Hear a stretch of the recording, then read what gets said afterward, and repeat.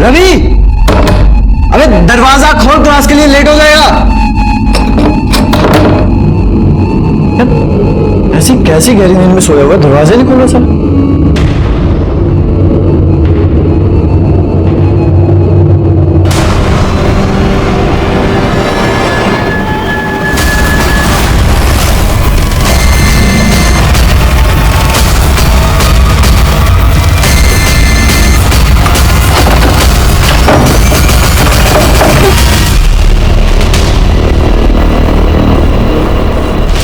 Body को नीचे उतारो।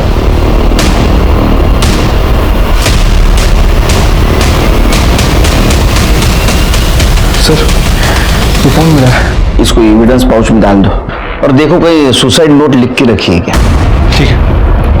कपिल, ये लड़का कहाँ का रहने वाला है? नासिक। उसके फैमिली को इन्फॉर्म कर दो। जी सर। सर, पूरे कमरे की तलाशी ले ली और बॉडी को भी चेक किया है, लेकिन सुसाइड नोट नहीं मिला है। बॉडी को पोस्टमार्टम के लिए भेज दो।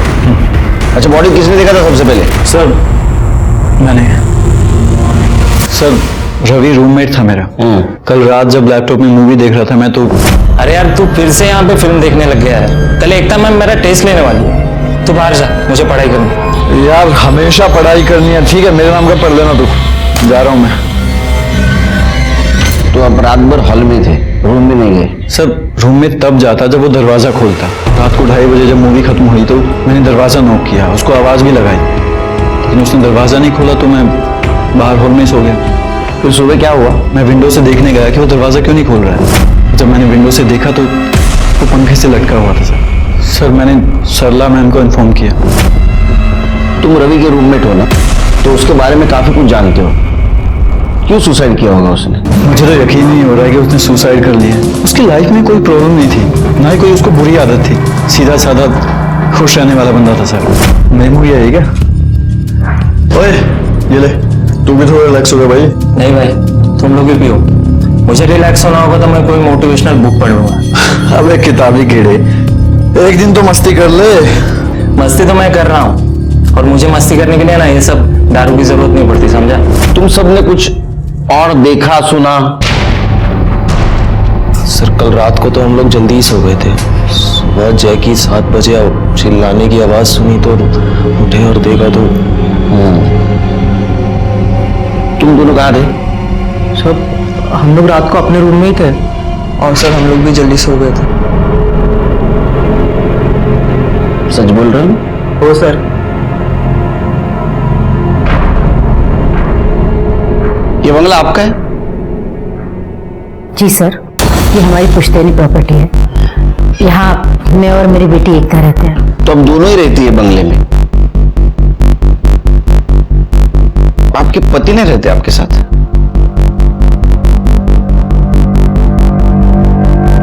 नहीं सर, हम लोग 5 साल से अलग रहते हैं। हमारा डिवोर्स केस फाइल हो चुका है और अभी तक फाइनल नहीं हुआ। इस बंगले में आप कोचिंग भी लेती है, पीजी भी रखे हैं, फाइनेंशियल प्रॉब्लम है आपको? नहीं सर, एकता टीचर है और पढ़ाई के साथ साथ वो सोशल वर्क भी करना चाहती है। इसीलिए हमने सोचा क्यों ना बाहर गांव से आने वाले जरूरतमंद बच्चों के लिए रहना, खाना और ट्यूशन की सस्ते में व्यवस्था की जाए। रवि उन्हीं बच्चों में से एक था। गरीब घर से था, लेकिन बहुत इंटेलिजेंट था। जय ने बताया आज कुछ टेस्ट लेने वाली थी आप? उसने कहा कि कल एकता मैम टेस्ट ले रही है। जी, टेस्ट? हाँ, जिसकी वजह से रवि प्रेशर में था। नहीं सर, मैं तो कोई टेस्ट नहीं लेने वाली थी। अच्छा, इसका मतलब रवि ने जय से झूठ बोला होगा। सर, किसने किसको क्या बोला मुझे नहीं मालूम, पर मैं कोई टेस्ट नहीं लेने वाली थी।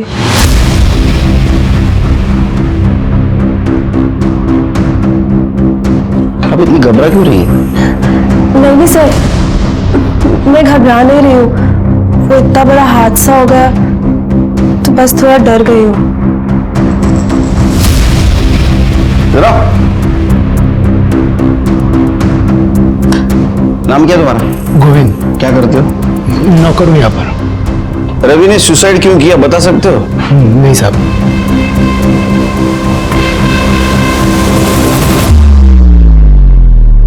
नमस्कार, मैं सीनियर इंस्पेक्टर सुनील केलकर। जब मेरी पोस्टिंग माटुंगा के पुलिस स्टेशन में थी, रवि का यह केस मेरे पास आया। ऊपर से आत्महत्या लगने वाला ये केस अपने आप में बहुत सारे संगीन राज छुपाए बैठा था, जिसे देखकर मैं हैरान हो गया। चिरके, मुझे सब लोग तो नॉर्मल लगे, सिवाय उसका रूममेट जय, निखिल और देवेश। वो काफी घबराए हुए लगे। क्या वजह हो सकती है उनकी घबराने की? एक काम करो, उनका मोबाइल डाटा चेक करो, पता चलेगा। ठीक है सर। वैसे सर वो रवि के फोन को चेक किया है, लेकिन उसके फोन में कुछ मिला नहीं है सर। और सर सबसे अजीब बात, उसके फोन में ना तो कोई फोटो है, ना कोई वीडियो, ना कोई टेक्स्ट मैसेज। फोन पूरी तरह से खाली है उसका। पूरी तरह से खाली है? मतलब हमारे काम की कोई चीज हो सकती है। आत्महत्या की वजह? एक काम करो, उसका मोबाइल डाटा रिकवर करो। ठीक है सर। रवि चाय वड़ी ला लेते।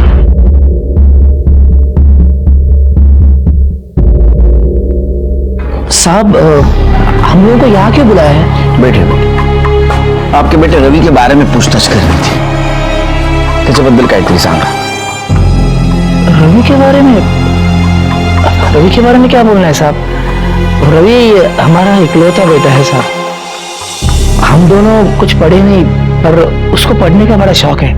हाँ साहब, हम गरीब लोग हैं, उसके आगे की पढ़ाई कैसे करते ना हम लोग, तो हम लोग ने कर्जा निकाला।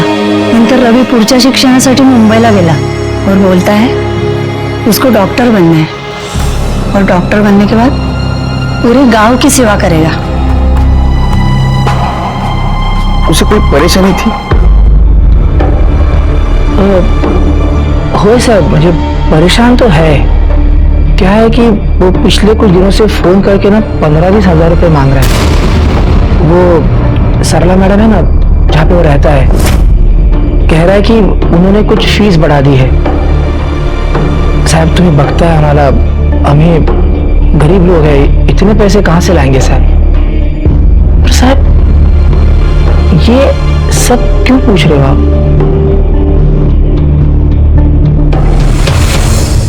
आपके बेटे रवि ने आत्महत्या की है,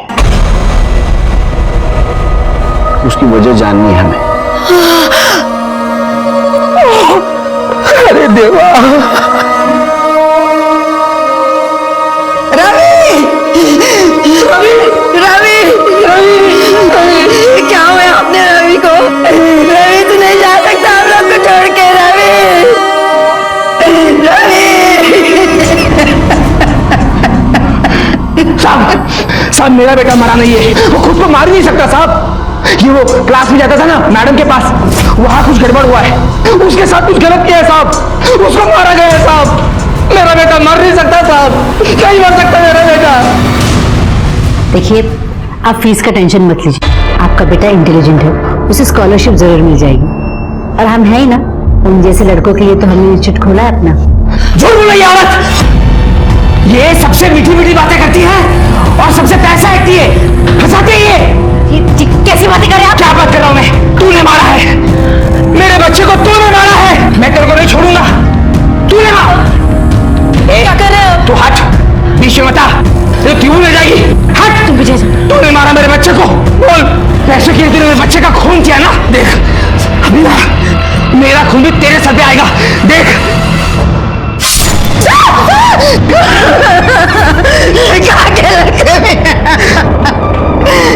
एग्जाम में बेटा आप उनको छोड़ के चला गया, और आप भी मुझे छोड़ के जाओगे तो मैं कैसे जीऊंगी?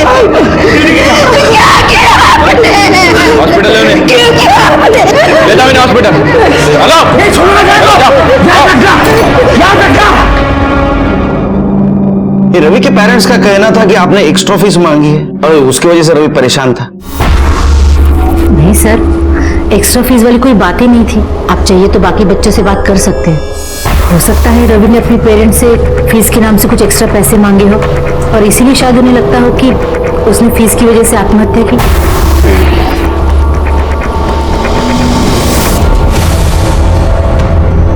काफी परेशान लग रही है आप, छुपा रही है हमसे कुछ?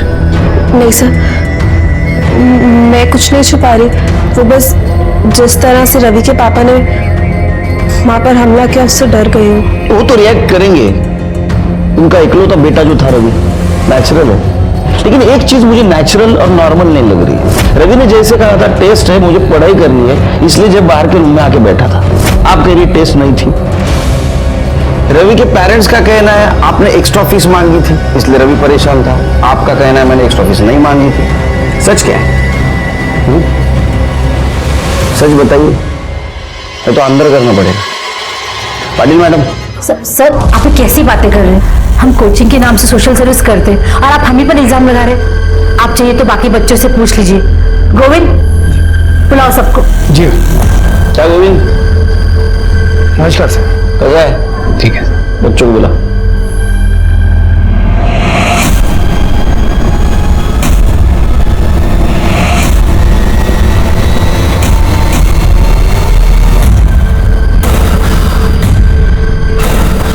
आप जाएंगी? जी मुझे बात करनी है अकेले में।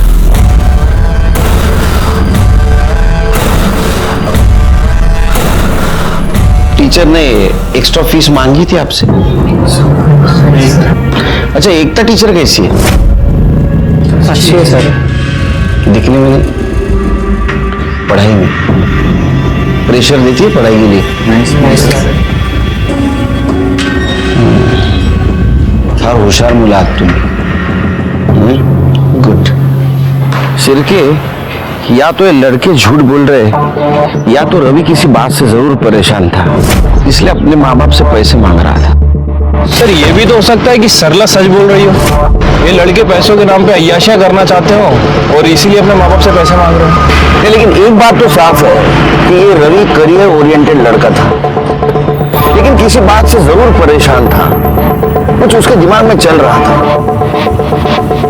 एक काम करो शिरके, उसका मोबाइल डाटा रिकवर करवाओ। शायद हमें कुछ ऐसी चीज मिले जिससे पता चल सकता है कि इस बंगले में चल क्या रहा था। हाँ मैडम करेक्ट, मैंने किया। कौन से मैडम की बात कर रहे हैं? सरला या एकता? पता नहीं सर, वीडियो के साथ जो मैसेज आया उसमें सिर्फ इतना लिखा है, I have the proof, you will pay. अब ये वीडियो तुम्हारे पेरेंट्स को दिखाऊंगी। कौन से मोबाइल से आया वीडियो? सर ये एकता शाह के मोबाइल से आया। एकता शाह? शिरके, अगर ये मैसेज एकता शाह के मोबाइल से आया है तो उस पर केस बनेगा, आत्महत्या के लिए उकसाने का। एकता टीचर्स ट्रेनिंग के लिए गई है। कब और कहां? कल सुबह भांडारकर इंस्टीट्यूट पुणे। वो ट्रेनिंग हमेशा वहीं होती है। कदम, इंस्टीट्यूट में फोन लगा और एकता को लाइन पे ले लो। सर लेकिन आप ये सब क्यों पूछ रहे हैं? शिरके, निगाह क्यों पूछ रहे हैं? हाँ मैडम करेक्ट, मैंने किया।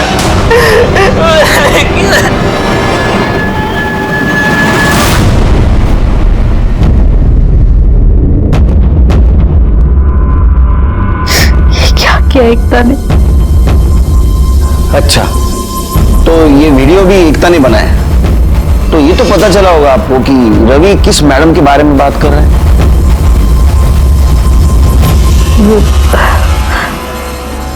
वो मेरे बारे में ही बात कर रहा था सर। 3 अप्रैल को जब एकता घर आई तो रवि,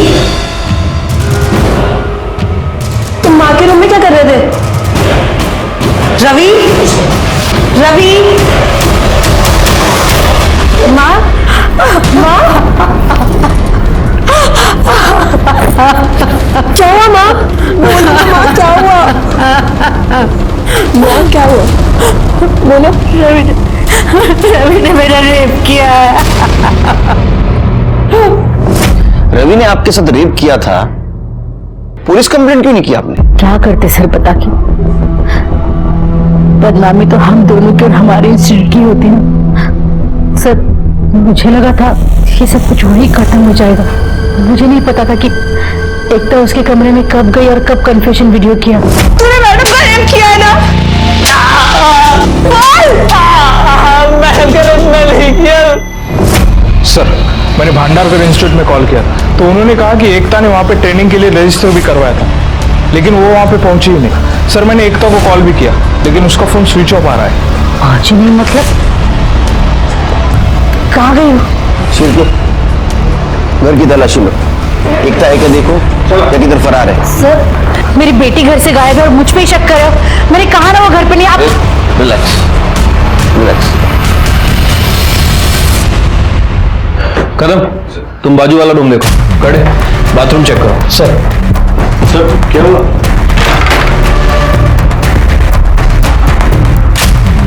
सर बाथरूम में कोई नहीं। सर उस रूम में भी कोई नहीं है। तुम लोग इतना घबरा क्यों रहे? सर बहुत एकदम अचानक से आ गए तो।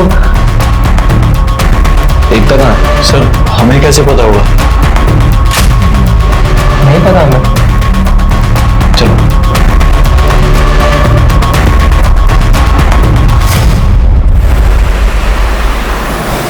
ये साइन यहाँ से कहाँ तक गया?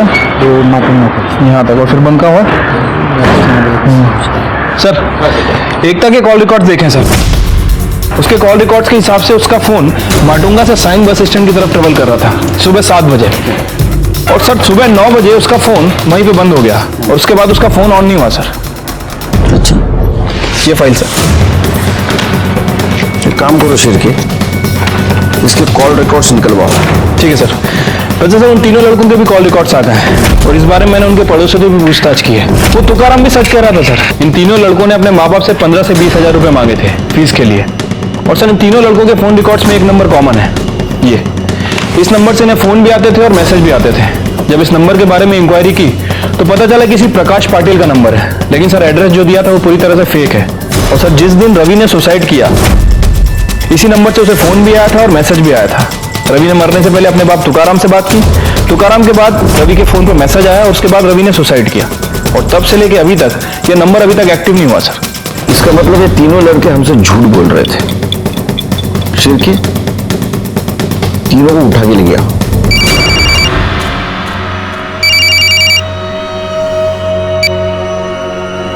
अरे दिवेश फटाफट रेडी हो जा, अरे पार्टी करने चल रहे अपन। देवेश पार्टी वेन्यू पे पहुंच चुका है, तू भी आजा Matunga police station.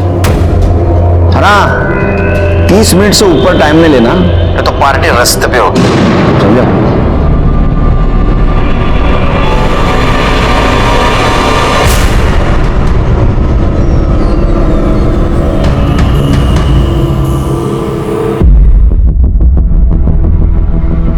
Shirke, hair style देखी, एक ही सलून, एक ही टाइम, एक ही कुर्सी पे। प्रकाश पाटिल कौन है रे? बोलो किसका नंबर है?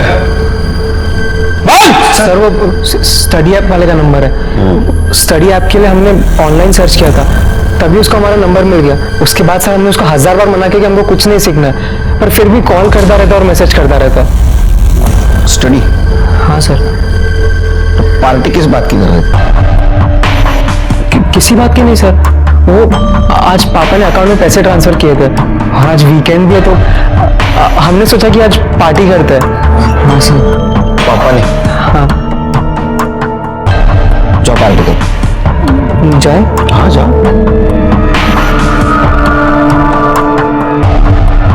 शिरके, सर इनके बैंक डिटेल्स निकालो।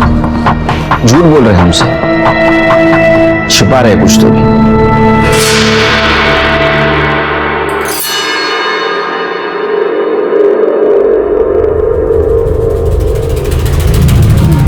अबे क्या कर रहा है, पागल हो गया क्या? थोड़ा बैठ और चिल मारना, छोड़िए सब। यार तुम लोगों को यहाँ पे रहना रहो, लेकिन मैं यहाँ नहीं रह सकता। जब से साला रवि ने इस पंखे पर लटक अपनी जान दी है ना, मुझे इस रूम में घुसने से भी डर लगता है। क्या पता साले की आत्मा यहीं बगल में बैठी हो।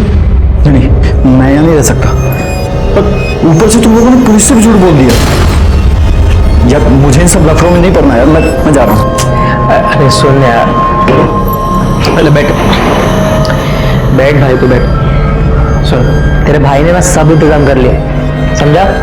काम कर, बियर पकड़, बियर पी और ठंडा हो जाना, क्यों इतना टेंशन ले रहा है?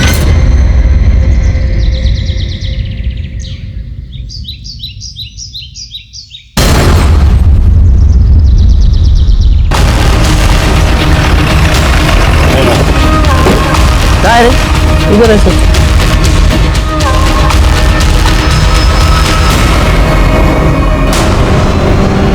सर ये तो एकता शाह की बॉडी है। इसके कान में रिंग नहीं दिख रही है। पटेल मैडम जरा बॉडी ले सर करा।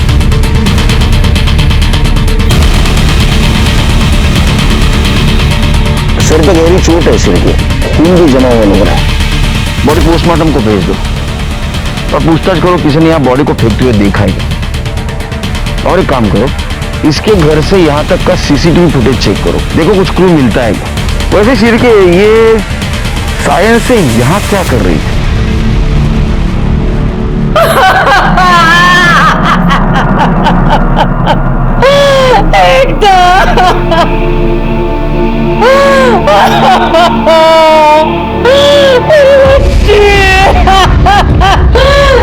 एकदम मुझे छोड़ के नहीं जा सकती। देखिए मैडम, संभालिए अपने आप को और एकता के मर्डरर को ढूंढने में हमारी मदद कीजिए। मेरी एकता तो पूना जाने वाली थी, वो वडाला कैसे पहुंच गई सर? पूना जाने वाली थी? पूना कैसे जाने वाली थी? बस से, ट्रेन से? सर एकता हमेशा साइंस से बस पकड़ती थी पूना जाने के लिए। सरला, ये लोग क्या कह रहे हैं? एकता हमें छोड़ के चली गई, लेकिन ये कैसे हो सकता है? कुछ बोलो सरला। आप कौन? सर मैं एकता का फादर।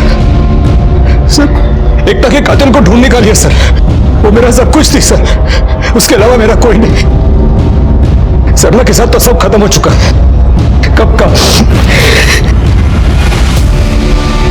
ये एकता ने रवि के कन्फेशन का वीडियो बनाया कि उसने सरला का रेप किया है और उसके बाद में रवि ने सुसाइड कर लिया और जिसने वीडियो बनाई उस एकता का भी मर्डर हो गया। बॉडी वडाला में मिली, इसका मतलब वो पूना नहीं गई, ये कंफर्म है। सिर्फ एक काम करो, एकता का पीएम रिपोर्ट आने के बाद उसका मर्डर लोकेशन और तुकाराम का लोकेशन मैच होता है कि देखो। क्या ऐसा तो नहीं तुकाराम ने बदले की भावना में एकता को मारा हो? ठीक है सर, एक मिनट। हेलो, अच्छा कब की बात है? ठीक है सर, वो निखिल के बैंक अकाउंट के बारे में एक बात पता चली है सर। वो निखिल ने हमसे कहा था कि उसके फादर ने उसके अकाउंट में 75,000 ट्रांसफर किए हैं। वो आज पापा ने अकाउंट में पैसे ट्रांसफर किए थे।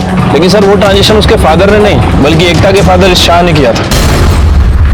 हाँ सर, और उसके एक दिन पहले एक बार और 75,000 रुपये ट्रांसफर किए गए और वो ट्रांजेक्शन भी शाह ने किया था। टोटल 1.5 लाख रुपए सर। सिर्फ मुझे पहले से लग रहा था ये लड़का झूठ बोल रहा है। क्या निखिल ने पुलिस स्टेशन में बोलवा? क्यों रे, तू तो उस दिन बोल रहा था तेरे पापा ने पैसे दिए। सुरेश शाह तेरा बाप है? हाँ, 2 दिन में 1.5 लाख रुपए दिए तेरे को। किस चीज के पैसे दिए थे? सर वो कुछ दिन पहले मैंने सरला मैम और सुरेश को झगड़ते हुए देखा था और उनके लॉयर्स भी उनके साथ में ही खड़े थे।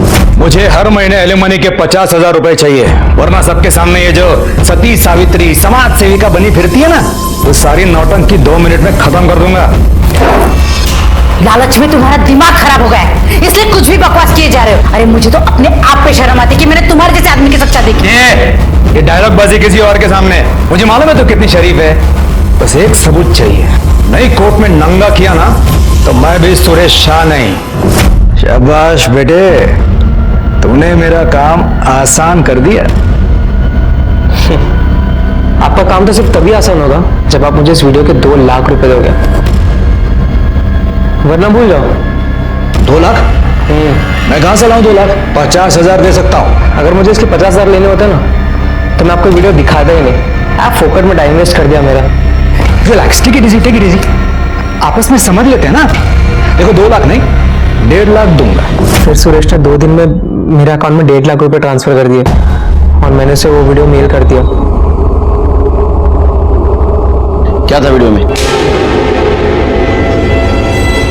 शायद उस वीडियो में मेरा क्या था? हाँ, भजन, कीर्तन, भांगड़ा, क्या था? सर वो मेरा और सरला मैम का वीडियो था। निखिल, पढ़ाई का बहुत प्रेशर होगा ना तुम पे। क्यों ना तुम्हारा प्रेशर थोड़ा हल्का कर दो।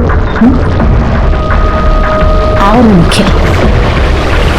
मतलब सरला ने खुद उसके साथ सोने के लिए तुम्हें प्रोवोक किया? सर सिर्फ मुझे ही नहीं, जय, रवि और दिवेश को भी प्रोवोक किया सर। लेकिन बाद में उन लड़कों को छोड़ दिया उसने, शायद उन्हें वो लड़के पसंद नहीं आए। एकता को पता था उसकी माँ क्या करती है? मुझे नहीं लगता सर, क्योंकि सरला मैम ने हमको धमकी दी थी कि एकता मैम या फिर किसी और को कुछ भी पता चला, सरला मैम हम पे रेप केस का चार्ज लगा देगी। अच्छा, ये सुरेश शाह को तूने जो वीडियो दिया तूने खुद बनाया था? नहीं सर, ये वीडियो गोविंद ने रिकॉर्ड किया था। मुझे तो पता भी नहीं था कि ऐसा कुछ वीडियो बन रहा है ना मस्त वीडियो?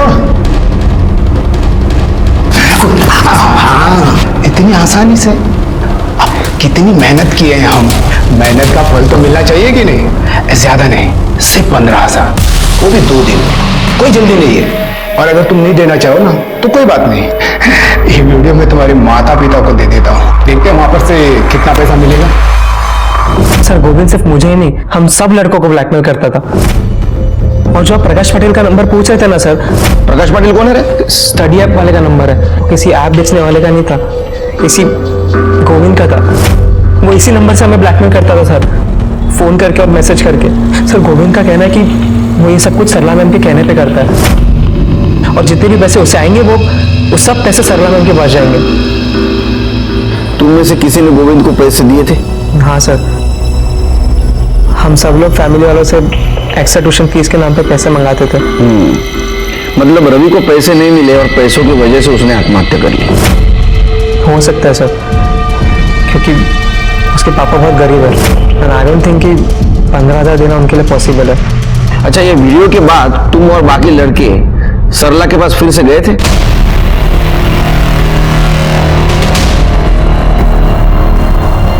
कितनी बार? सर अरे कितनी बार? सब गिनती याद नहीं है सर, जितनी बार उन्होंने बुलाया उतनी बार हम लोग गए थे। मैंने उन लड़कों के साथ रिलेशनशिप बनाया क्योंकि वो अडल्ट थे। मैंने कोई क्राइम नहीं किया। नहीं, बिल्कुल, ये आपने क्राइम नहीं किया, लेकिन गोविंद के साथ उनका वीडियो बनाकर पैसों के लिए उन्हें ब्लैकमेल किया, यह क्राइम किया। मैंने ऐसा कुछ नहीं किया सर। किसने बताया आपको? इसने बताया आपको? ये झूठ बोल रहा है सर, मैंने ऐसा कुछ भी नहीं किया। वीडियो बनाएगा मेरा, ब्लैकमेल करेगा मुझे। झूठ नहीं है साहब, सच कह रहा हूं मैं। इन्होंने कहा वीडियो बनाओ, नहीं तो नौकरी से निकाल दूंगी। इन्होंने कहा साहब, झूठ बोल रहा है। कहने पर किया साहब, इन्हीं के कहने पर किया। सर, प्रकाश पाटिल के नाम पे जो फोन लिया गया था वो इस गोविंद के कमरे में मिला है, और इस फोन में वो वीडियो, वो फोटो सब कुछ है, और वो मैसेजेस भी हैं जो उन 3 लड़कों को ब्लैकमेलिंग के लिए भेजे गए थे। देखो बेटा गोविंद, ये शिरके है ना, मार मार के आधा बना देगा। उससे पहले पूरी सच कहानी सुना दे, समझा? तूने मैसेज भेजा था? हाँ साहब, मैंने भेजी थी। बता, तूने उस रात रवि को क्या मैसेज भेजा था? यही कि अगर एक दिन में 20,000 का जुगाड़ नहीं किया ना, वो मैडम के साथ वाला वीडियो उसके माता पिता को दिखा दूंगा। शिरके, इसकी हड्डी पसली एक करो और इस पे चार्ज लगाओ, ब्लैकमेल और आत्महत्या के लिए मजबूर करने का। ले जाओ इसको। मुझे क्यों पकड़ रहे हैं साहब? साहब, इनका मोबाइल था साहब, इनका मोबाइल था, इनके कहने पर मैंने मोबाइल उठा दिया था। आपको पता है आपने क्या किया? देखिए सर, मैं गोविंद नहीं हूँ, मुझे भी लॉ के बारे में थोड़ा बहुत पता है। और वो जो चारों लड़के हैं ना, वो 18 साल के ऊपर के हैं। हमारे बीच में जो भी हुआ है हमारी मर्जी से हुआ है। मैंने किसी के साथ कोई जबरदस्ती नहीं की, मैंने कोई इल्लीगल काम नहीं किया। आपकी वजह से रवि की जान गई। आपकी बेटी आपको इनोसेंट समझती थी, और रवि से कन्फेशन के चक्कर में वो खुद कल्प्रिट बन गई, इसीलिए उसका मर्डर हुआ होगा। आपने दूसरों का नहीं, खुद का घर उजाड़ा है। आजकल सब पुलिस को लॉ सिखाते हैं।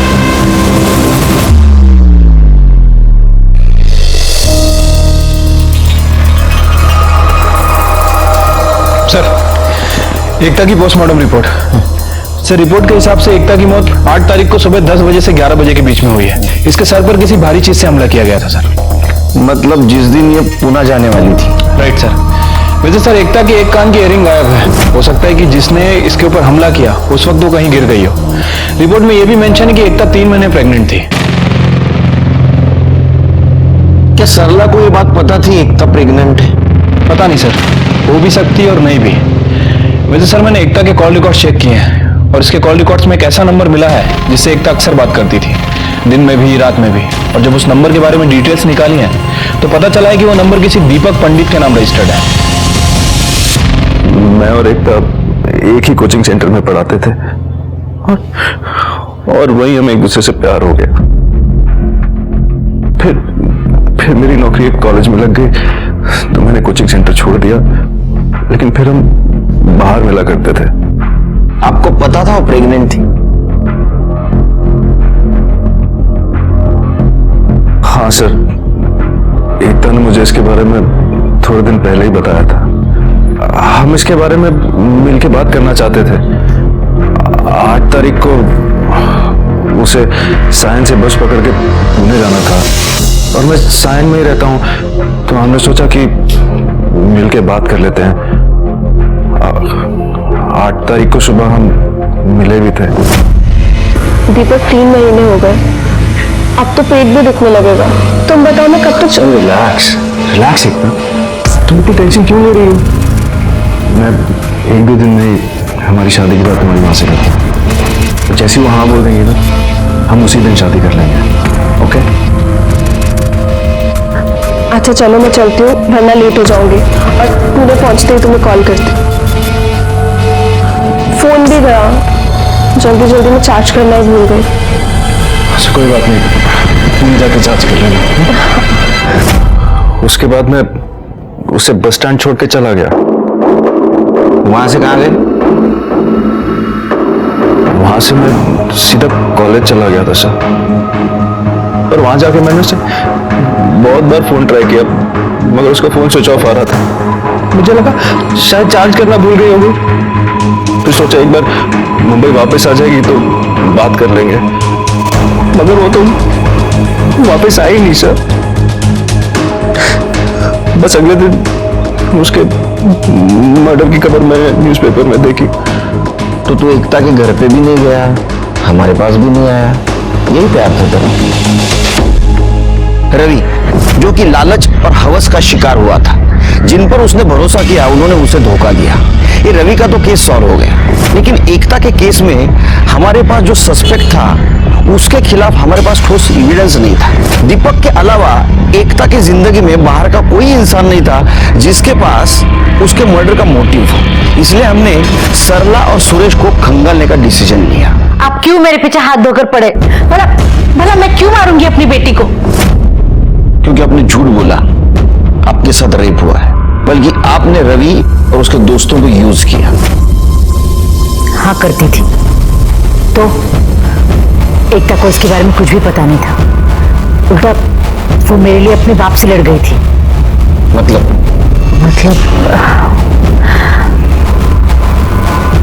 जिस दिन एकता पुणे जाने वाली थी उसकी एक रात पहले सुरेश बहुत शराब पीकर घर आया था। अपने आप को बहुत शहनी समझती है ना? वन मोर डे ऐसा एक्सपोज करो ना खुद आएगी मेरे पास। शेरिमिन कर दे, शेरिमिन कर दे। ऐसे नहीं मिलेगा, कोर्ट में आना पड़ेगा। जो करना है कर लो, हिस्सा तो क्या तुम्हें एक फूटी कौड़ी भी नहीं मिलेगी। अरे जा जा देना पड़ेगा। चल सरला टीचर। अगर एकता नहीं होती तो मैं जिंदा नहीं होती। एकता तुम इस गिरी हुई औरत के लिए तुमने मुझे अपने बाप को मारा। अगर मेरी माँ को कुछ कहा ना तो मुझसे बुरा कोई नहीं होगा। जो लड़ाई लड़नी है कोर्ट में लड़िए, यहाँ नहीं। चलिए जाइए यहाँ से, मैंने कहा निकल जाओ यहाँ से। चलिए। मेरी बच्ची नहीं होती ना। चलिए यहाँ से। अच्छा नहीं किया तूने। चलिए। बहुत भारी पड़ेगा।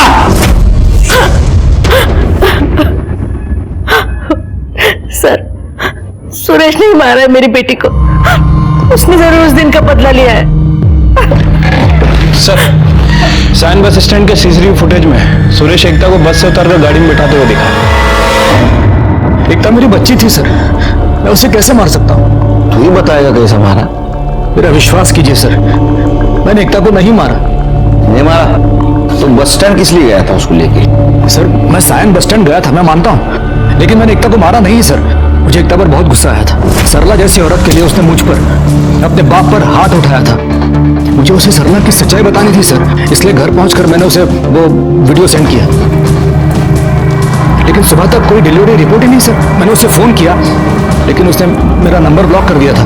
लैंडलाइन पर फोन किया तो गोविंद ने बताया कि वो सायन बस स्टैंड जाने को निकली है, पूना जाने के लिए। तो फिर मैं भी वहां चला गया सायन बस स्टैंड। एकता, एकता बेटा, बेटा रुक जाओ प्लीज। देखो कल रात जो भी हुआ उसके लिए माफी चाहता हूँ। आई एम सॉरी बेटा। एक बार, आखिरी बार मेरी बात मान लो। मुझे आपसे कोई बात नहीं करनी। एकता ऐसा मत करो प्लीज। देखो कुछ बहुत ही इंपॉर्टेंट मैं तुम्हें दिखाना चाहता हूँ, कुछ बहुत इंपॉर्टेंट है। प्लीज बेटा। मैं उसे वहां से दूर लेके गया और सरला और निखिल का वीडियो दिखाया। नहीं पापा, माँ ऐसा नहीं कर सकती। जरूर निखिल ने कुछ किया। निखिल ही नहीं, तुम्हारी माँ ने सबके साथ ऐसा किया है। रवि ने तुम्हारी माँ का रेप नहीं किया था, तुम्हारी माँ ने उसे फंसाया था अपने जाल में। फिर खुद बचने के लिए सारा इल्जाम उस बेचारे लड़के पे डाल दिया। रोते रोते अचानक गाड़ी के बाहर निकली और चली गई। फिर मैं भी वहां से चला गया सर। ये तुम्हारा विजन भी तो हो सकता है। उसको तुम बस स्टैंड लेके गए, फिर वहां से वडाले ले गए, उसको मार दिया और जंगल में फेंक दिया। नहीं सर, नहीं, ऐसा ऐसा कुछ नहीं हुआ सर। सर उसके जाने के बाद मैं भी चला गया ऑफिस जाने के लिए नरीमन पॉइंट। सर मेरी बच्ची थी वो, मेरी प्यारी बच्ची।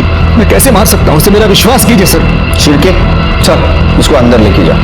सर जब तक सच नहीं बोलेगा ना, पानी भी नहीं दूंगा सर। पानी दिखाना भी मत उसको प्लीज चल रहे, बट प्लीज मेरा विश्वास कीजिए सर। सुरेश शाह को हमने हिरासत में लिया था, लेकिन कुछ फायदा नहीं हुआ, क्योंकि उसका मोबाइल लोकेशन ये दिखा रहा था कि वो 11:30 बजे सायन से लेके नरीमन पॉइंट तक ट्रैवल कर रहा है, और उसके ऑफिस के सीसीटीवी कैमरे में भी वो दिख रहा था।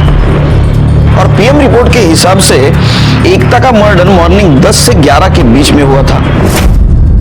वडाला में मर्डर करके 15 मिनट के अंदर नरीमन पॉइंट पहुंचना मुश्किल है। एकता के इस मर्डर केस में हम डेड एंड तक पहुंचे थे, तभी एक बात मुझे सूझी। तो ये सरला के साथ जितने लोग भी कार्यक्रम करते थे, उन सब लोगों के तू वीडियो बनाता था, है ना? जी। तो इन 4 लड़कों के अलावा तूने और किसी का वीडियो बनाया था? बनाया। किसका? दीपक पंडित। दीपक पंडित? वो टीचर? तो तूने उसको ब्लैकमेल क्यों नहीं किया? किए थे साहब, लेकिन वो लीडर निकला साहब। बोला जो करना है करो, एक पैसा नहीं दूंगा। और मुझे ही फंसाने की बात कह रहा था वो। कुछ लेने के देने ना पड़ गया, इसलिए मैं भी सोचा जाने दो। अच्छा, सिरके इसका मतलब है दीपक का अफेयर सिर्फ एकता के साथ नहीं, उसकी मां सरला के साथ भी चल रहा था। स्वतःला सियाना समझते हो? माँ के साथ, बेटी के साथ। तो मैं मान रहा हूँ ना। जब मैं उसका ट्यूशन देने जाता था तो मेरा सरला के साथ रिलेशन था। तो ट्यूशन बंद हो गई, तेरा ये सब कुछ बंद हो गया, तो उसको मिला नहीं? मिला ना, लेकिन मेरा उसके साथ कोई अफेयर शफेयर का लफड़ा नहीं था। मैंने डिसाइड कर लिया था कि मुझे एकता से शादी करनी है। मैंने सोच लिया कि ये सब काम मैं छोड़ दूंगा। मेरा सिरके कितना जेंटलमैन आदमी है ये, ईमानदार। चल सुना, ईमानदारी की कहानी सुना। उस दिन एकता को बस में बिठाने के बाद मैं सरला से बात करने गया, मगर वो मेरी बात सुनते ही चिल्लाने लग गई। यहाँ मेरे साथ रिलेशनशिप रख रहे हो और वहां मेरी बेटी को प्रेग्नेंट कर दिया और मुझे भनक तक नहीं पड़ने दी, और ऊपर से चाहते हो कि मैं तुम्हारी और एकता की शादी को परमिशन दूं? कतई नहीं। हाँ, तुम्हारी परमिशन इसलिए जरूरी है क्योंकि तुम उसकी माँ हो। और ऐसे क्या चिल्ला रही हो? हाँ? तुम नहीं जानती थी कि ये रिलेशनशिप क्या है? बंद करो ये फालतू का नाटक। मुझे तुम्हारे साथ अब कुछ नहीं करना है। मैं एकता के साथ लॉयल रहना चाहता हूँ। एकता से पहले तुम पर मेरा हक है। हक था, अब नहीं है। अब मुझ पे सिर्फ एकता का हक है।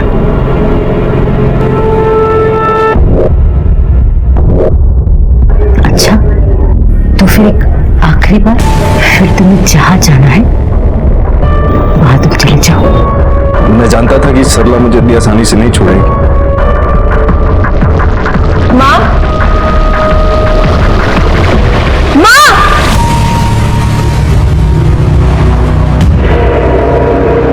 चुप। और माँ, आप क्या कर रही थी? आप क्या आप नहीं जानती कि मैं इससे प्यार करती हूँ, शादी करना चाहती हूँ इससे? तू आज इससे प्यार करती है ना? मैं इसके साथ रिलेशनशिप में तब से हूं जब से तूने सोचा भी नहीं था। मतलब पापा बिल्कुल ठीक है। आप मेरे स्टूडेंट्स के साथ, स्टूडेंट्स तो छोड़िए, आपने मेरे बॉयफ्रेंड तक को नहीं छोड़ा। और तुमने जब मुझे प्रपोज किया था तब से तुम मेरी माँ के साथ।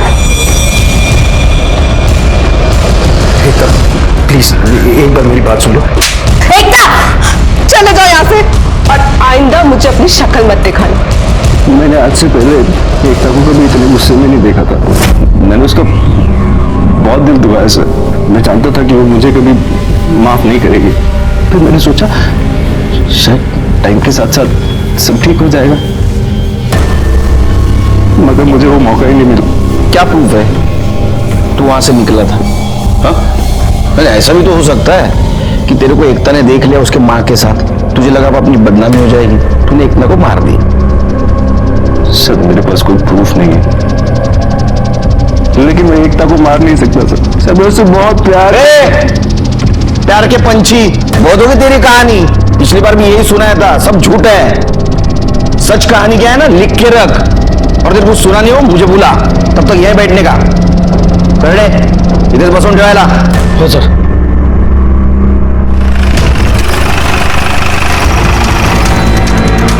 जी आप शाम को आ जाइए। शिर्के गाड़ी चेक करो, अच्छी तरह से घर छान मारो, देखो कि इधर मर्डर वेपन मिल जाएगा। कर बगा कदम। ये आप मेरे घर में ऐसे कैसे घुस सकते हो? अभी कौन से मर्डर वेपन की बात करें आप?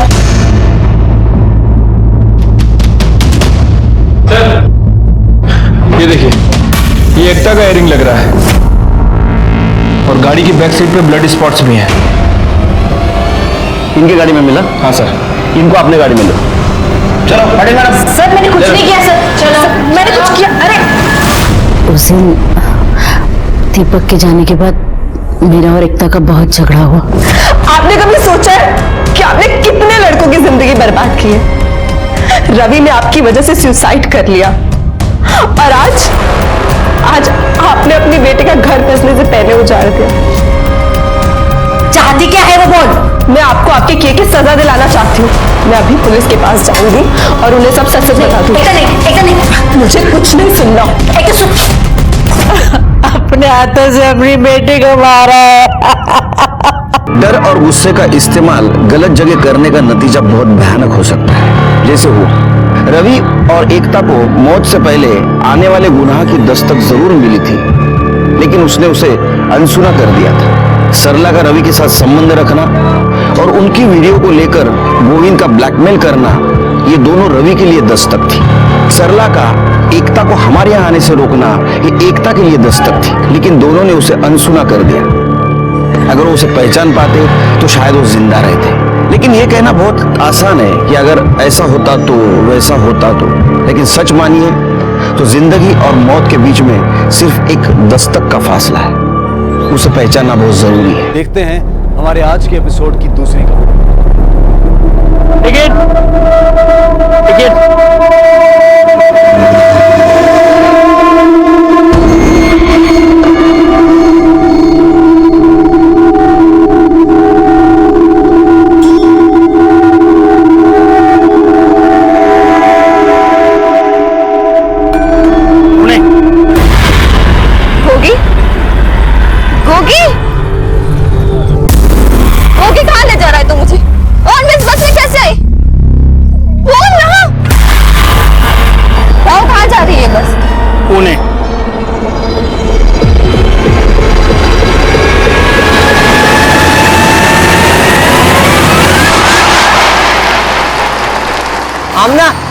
आमना हमको नहीं मालूम कि हम यहाँ बस में कैसे आए। अरे तुम कुछ बोलते क्यों नहीं? बस मेरा पीछा मत कर, और अब अगर मुझसे मिला या किसी के आगे ऐसा कुछ बोला जिससे मेरी बदनामी हुई तो अच्छा नहीं होगा तेरे साथ, समझा?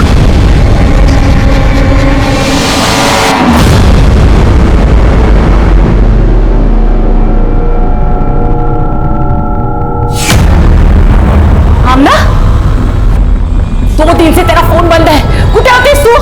बोल ना। 2 दिन? हाँ 2 दिन। मालूम है ना तेरा निकाह होने वाला है। अगर यही हरकतें रही ना तो इतना अच्छा रिश्ता हमारे हाथ से निकल जाएगा। क्या रिश्ता लगा रखा है तुमने? एक अंधे हकीम के साथ निकाह करी हो तुम मेरा।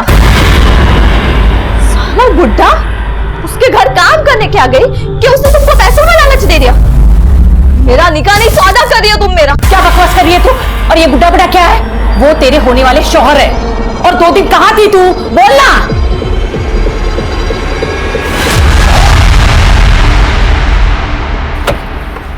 नमस्कार, आदाब।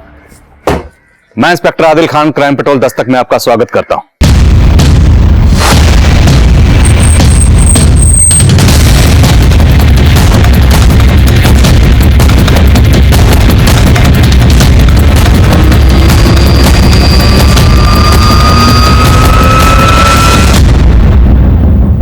आज का हमारा केस शुरू हुआ था एक 16 साल के लड़के गोगी की लाश मिलने के साथ, लेकिन इस केस की तह में ऐसे कई घिनौने जुर्मों की एक लंबी फहरिस्त थी और था एक गहरा राज।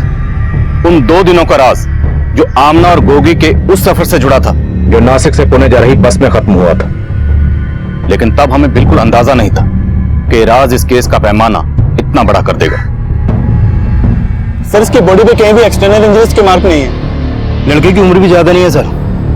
सुसाइड तो नहीं किया इसने? सुसाइड किया है या किसी ने मारकर तालाब में फेंका है, इसकी पोस्टमार्टम रिपोर्ट से पता चलेगा। आसपास पता करो, कोई इस लड़के को जानता है क्या? Okay sir. जानता तो नहीं साहब, लेकिन कल शाम जब मैं यहाँ से जा रहा था तो इसको देखा था और इसके साथ एक और लड़का था। माफ कर दो, बेवकूफ समझा मुझे। माफ कर दो, गलती हो गई, माफ कर दो। कौन था वो लड़का जो इसे मार रहा था? मालूम नहीं साहब, पर शायद उन लोगों को पहले भी मैंने यहाँ पे देखा है। उसका स्केच बनवा सकते तुम?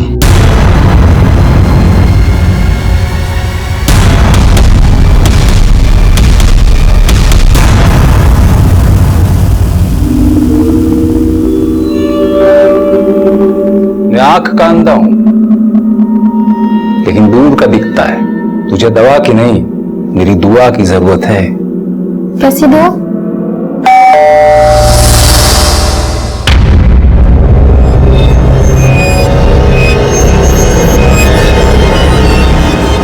मैं आमना। अरे आमना, अरे मैं तो तुम्हें तुम्हारी खुशबू से ही पहचान लेता हूँ। खाने में क्या बनाना है? अरे खाने को छोड़ो, तुम आप अंदर आओ, आओ, आओ, आओ। अरे देखो इधर, हमारा निकाह होने वाला है ना। मेरे को आपसे निकाह नहीं करना, मैंने बोल दिया है अम्मी को। तमीज इधर। मैं अंधा हूं ना? हाँ, मैं अंधा हूं ना? ये देख, मेरी अलमारी में आंखें। तू सफाई करते करते तूने मेरे सारे पैसे पे सफाई कर दी। अपनी फूफी के लड़के से रोज सीसीटीवी कैमरे की फुटेज चेक करवाता हूं मैं। वो मुझसे निकाह करेगी कि नहीं तो मैं तुझे जेल करवा दूंगा। हाँ शिंदे सर, जिस लड़के की लाश लेक पे मिली थी उसकी पहचान पता चली है। गोगी नाम है उसका। वो अपने भाई के साथ अगरकर वाड़ी में रहता था। अगरकर वाड़ी? मैं पहुंचता हूँ। जी चलिए।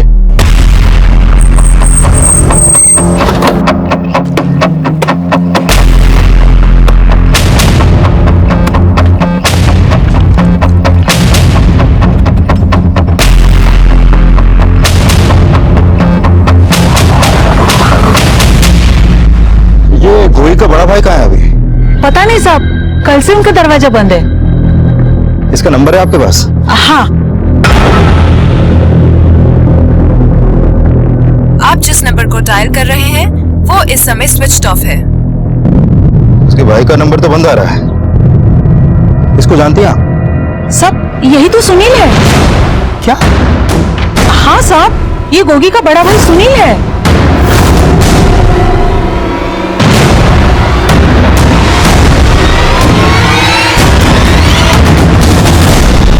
सर, गोगी का घर यही है, लेकिन पता चला है कि जिस लड़के से गोगी का झगड़ा हुआ था वो कोई और नहीं बल्कि गोगी का बड़ा भाई सुनील है। लेकिन अभी उसके घर में ताला लगा है और सुनील का फोन भी बंद है। ताला तोड़ दो। चेक करो अंदर।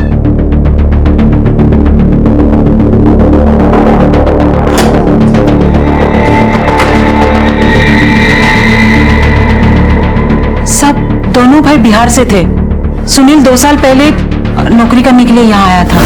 फिर 6-7 महीने पहले वो अपने छोटे भाई गोगी को भी यहाँ ले आया। जिस कमरे का मालिक कौन है? दिलावर शेख नाम है, चिंचवड़ में कहीं रहता है।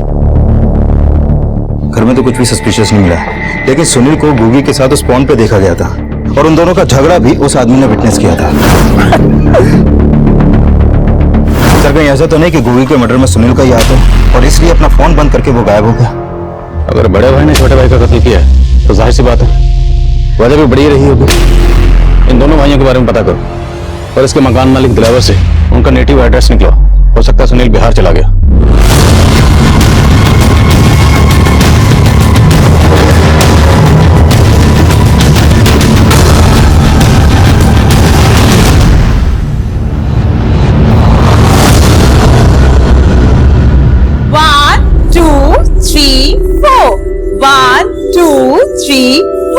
वेरी गुड, अब बहुत बेटर था।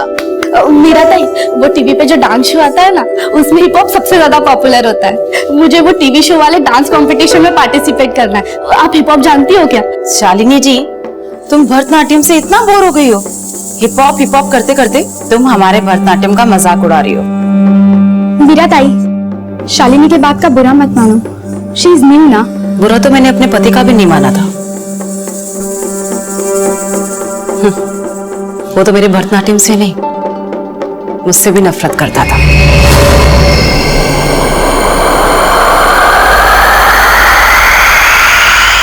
बाय, ध्यान से जाना। Bye ma'am.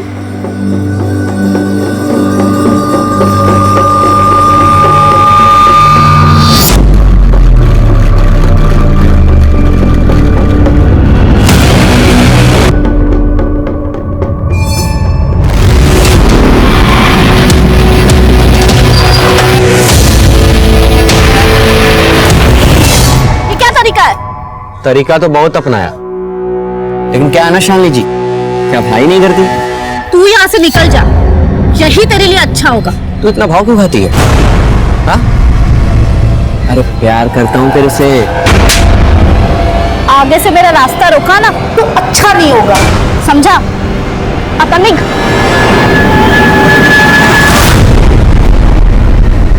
सर मैंने सुनील और गोगी उन दोनों भाइयों के कॉल रिकॉर्ड चेक किए। सर गोगी का फोन पिछले 1 हफ्ते से बंद था, जबकि उसकी लाश हमें 3 दिन पहले मिली थी। और सुनील का फोन 2 दिन पहले नासिक में बंद हुआ था। नासिक में? तो उसके कॉल रिकॉर्ड में कोई ऐसा नंबर निकला जो नासिक से? नहीं सर, ऐसा तो कोई नंबर नहीं मिला, लेकिन हाँ इन दोनों भाइयों के कॉल रिकॉर्ड में एक कॉमन नंबर मिला है जो अभी बंद है। इसका नंबर है? सर ये नंबर एक फेक आईडी देकर लिया गया है और इसी नंबर से सुनील को लास्ट कॉल की गई थी और इस कॉल के आधे घंटे बाद सुनील का फोन बंद हो गया।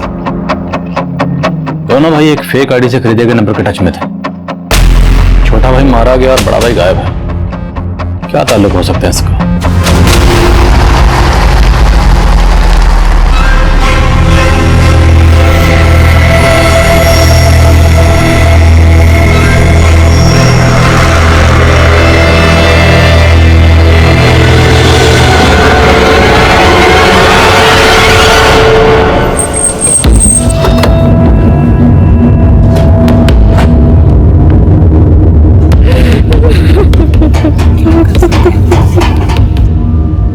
हमें सुनील के बारे में आपसे कुछ बात करनी है। ये कौन? ये सुनील की माँ है। नहीं साहब, आप गलत समझ रहे हो। सुनील अपने ही छोटे भाई को कैसे मार सकता है? अगर मार नहीं सकता तो वो गायब कहाँ हो गया अभी? हम तो खुद भी कुछ नहीं समझ पा रहे। हमें सुनील और गोगी के कॉल रिकॉर्ड में ये नंबर मिला है। आप बता सकती हैं नंबर किसका है? साहब, हमारे मोबाइल में तो नहीं है और हमें ये नंबर के बारे में कुछ नहीं मालूम। हमें शक है कि जो भी ये नंबर इस्तेमाल कर रहा था वो गोगी की मौत और सुनील के गायब होने का राज जानता है। अच्छा ये बात बताइए कि सुनील और गोगी ने कभी भी आपको कोई ऐसी बात बताई जिसे लेकर वो परेशान हो? हम गरीब लोग हैं और यही हमारे सबसे बड़ी परेशानी है, इसलिए सुनील यहाँ पे नौकरी करने आया था और 6-7 महीने पहले सुनील हाजीपुर आया तो गोगी ने भी उसके साथ आने की जिद पकड़ ली। भैया इन बार हमें भी पुनः साथ ले चलो। तू वहाँ जाके इस पर क्यों दबाव बढ़ा रहा है? अरे माँ, हम कौन सा वहाँ मस्ती मारने जा रहे हैं? हम ना वहाँ जाकर भैया की तरह काम ढूंढेंगे। क्यों भैया, हमें वहाँ काम मिलेगा ना? और फिर सुनील गोगी को लेकर शहर आ गया। आपकी आखिरी बार कब बात हुई थी उससे? 4-5 दिन पहले हमने सुनील को फोन किया था, तब वो काफी परेशान लग रहा था। तेरी आवाज क्यों बुझी बुझी सी लग रही है? क्या हुआ? कुछ नहीं अम्मा, सब ठीक है। झूठ मत बोला। गोगी से बात करवा हमारी, उसी से पूछते हैं हम। नहीं अम्मा, गोगी अभी घर पर नहीं है। वो जब आएगा मैं बात कर रहा हूँ ना आपकी उससे। और फिर बाद में न गोगी का फोन आया न सुनील का। उनको हमने फोन किया तो दोनों का फोन बंद था। और फिर आप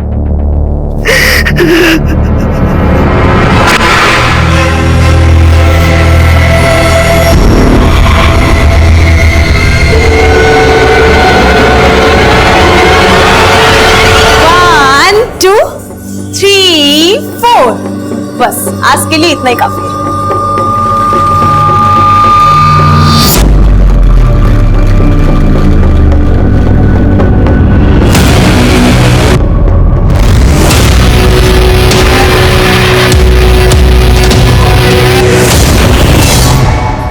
मैं आई कम इन सर? हाँ शिंदे। सर, ये गोगी के पोस्टमार्टम रिपोर्ट। सर, इस रिपोर्ट के मुताबिक गोगी की मौत पानी में डूबने की वजह से ही हुई थी। सर, हो सकता है सुनील ने ही अपने भाई गोगी को पानी में धक्का दिया हो। मैं कम इन सर? सर, गोगी और सुनील के कॉल रिकॉर्ड में जो कॉमन नंबर मिला था उसके बारे में पता किया। सर, उस नंबर से उनके मोहल्ले में रहने वाली आमना नाम की एक लड़की को कई बार फोन किया जाता था। शिंदे, मिलो सामने से। सर, हाँ नाम ले।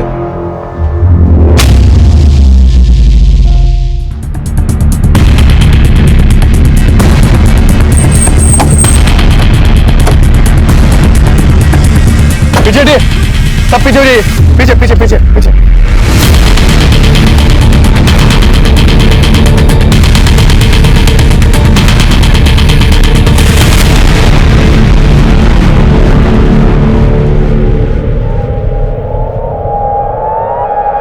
साहब, इस बस का लास्ट स्टॉप है। करीबन 2 घंटे पहले हम लोग ने नासिक से बस लाके यहाँ पे खड़ी की थी। सब पैसेंजर उतर गए थे और हम लोग भी खाना खाने गए थे। वापस आके देखा तो ये लड़की मरी पड़ी थी। कौन है लड़की, कुछ पता है? साहब, नासिक बस स्टैंड से हम बाहर निकले तब बीच रास्ते में एक लड़के के साथ बस में चढ़ी थी लड़की।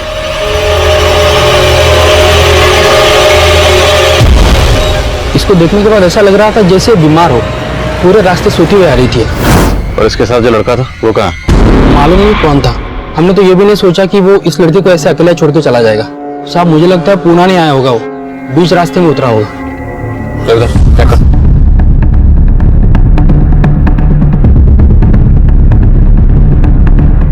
सर, इसके पर्स से ये आईडी मिला।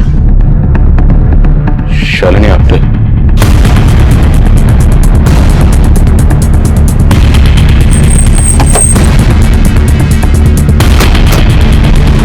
हाँ सर, मैं जानती हूँ गोगी को। वो दरअसल काम ढूंढ रहा था, तो मैं जिस घर पे खाना बनाने का काम कर रही थी वहाँ पे साफ सफाई वाले लड़के की जरूरत थी, तो मैंने बस उसे अपने मालिक से मिलवाया था। साहब, ये वही लड़का है, इसको काम की जरूरत है। क्या नाम है? गोगी। गूंगा है क्या? नहीं साहब, मैं ही हूँ गोगी। गोगी ने कुछ दिन काम किया वहाँ पे, लेकिन उसे जमा नहीं तो फिर छोड़ दिया उसने। तुम्हें मालूम है ना कि गोगी का मर्डर हुआ है? हाँ सर, मुझे पता चला। इस गोगी के बड़े भाई सुनील के बारे में क्या जानते हो? मैं उसके बारे में ज्यादा नहीं जानती। ये नंबर किसका है? मालूम नहीं सर। हमें उस आदमी की डिटेल चाहिए जिसके यहाँ तुमने गोगी को काम पे लगवाया था। जी सर।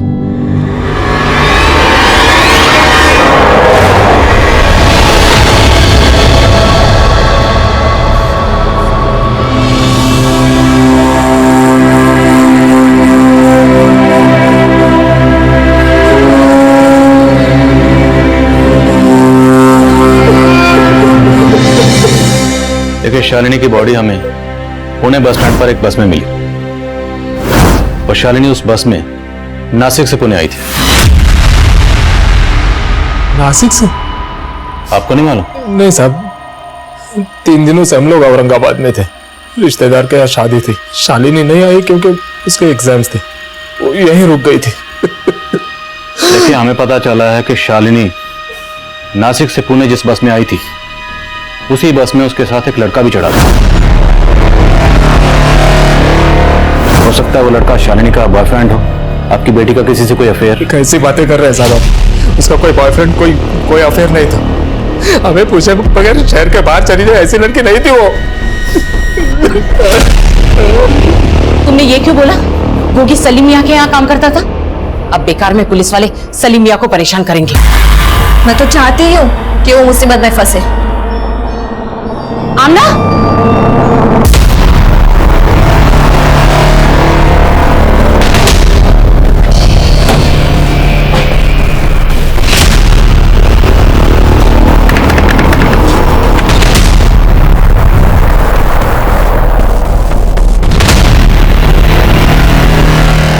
सलीम साहब। कौन? जी मैं सब इंस्पेक्टर विशाल चंदे।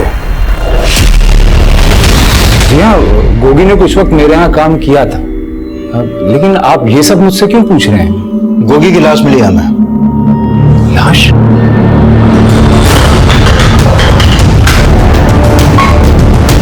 भट्टी क्यों कर रहा है भाई? छोड़ो ना। ये भाई, इसकी समस्याएं दिन पर दिन बढ़ती जा रही हैं। मेरा माँ का बच्चा है यार, कुछ दिमाग काम नहीं कर रहा, कैसे संभालो इसको? आप मेरी मानिए ना, एक बार इसको झाड़ लगवा के देखिए, सब ठीक हो जाएगा। शालिनी के फादर महेश का कहना है कि शालिनी का कोई बॉयफ्रेंड नहीं था, जबकि कंडक्टर कह रहा है कि उसने शालिनी को किसी लड़के के साथ देखा। सर कहीं ऐसा तो नहीं वो कंडक्टर हमसे कोई झूठ बोल रहा हूँ? पर पाटिल, कंडक्टर झूठ क्यों बोलेगा और किस मकसद से? और सोचने वाली बात यह है कि हम गोगी मर्डर केस में ढूंढ रहे हैं सुनील को, और सुनील का फोन बंद हुआ था नासिक में, और शालिनी भी नासिक से ही आ रही थी। ये महज इत्तेफाक है या शालिनी के कॉल रिकॉर्ड निकलो? हो सकता है हमें उसमें उस लड़के के बारे में कुछ क्लू मिले जिसके साथ वो नासिक से आ रही थी। सर। और हाँ, उस कंडक्टर के बारे में पता करना। Okay sir.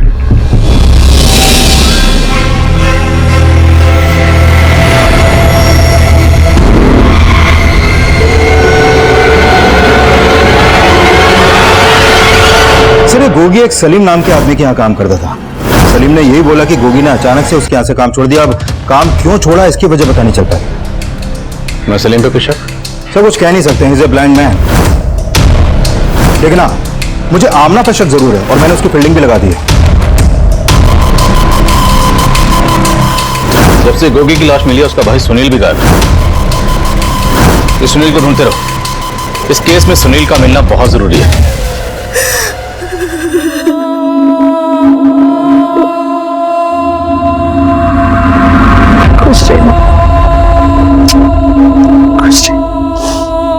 सुनो, आज तेरे पापा होते तो तुम दोनों को काम करने के लिए परदेश जाने की जरूरत नहीं पड़ती।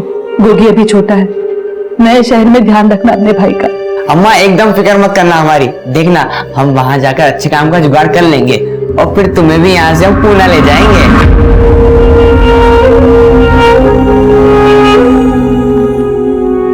मैं कम इन सर? कम। सर मैंने शालिनी के कॉल रिकॉर्ड चेक किए। इसके कॉल रिकॉर्ड में एक सस्पिशियस नंबर मिला है जो भी बंद है। किसका है? सर ये नंबर एक फेक आईडी देकर लिया गया है। एक फेक नंबर सुनील और गोगी के कॉल रिकॉर्ड्स में भी था। लेकिन सर ये नंबर उस नंबर से बिल्कुल अलग है। शिंदे, हमारे सामने दो मर्डर केसेस हैं, एक गोगी का और एक शालिनी का, लेकिन दोनों में सिमिलरिटीज है। गोगी के भाई सुनील का फोन नासिक में बंद होता है और शालिनी की मौत भी नासिक से पुणे आने वाली बस में ही होती। हो ना हो, दोनों केसेस आपस में कनेक्टेड है। शालिनी के पेरेंट्स से मिलते हैं, हो सकता है वो हमें सुनील और गोगी के बारे में कुछ बता पाए। Right sir.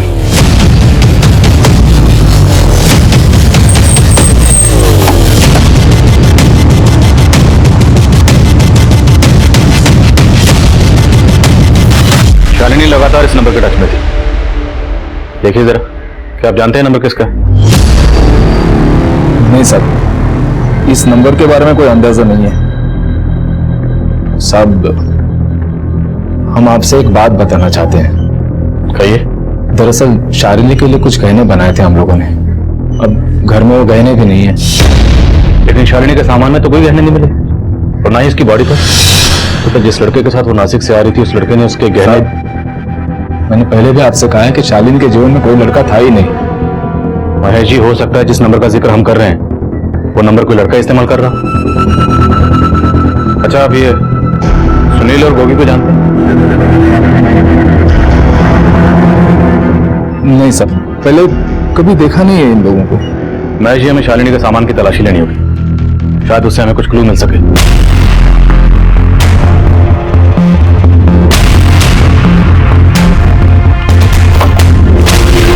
सर ये देखिए।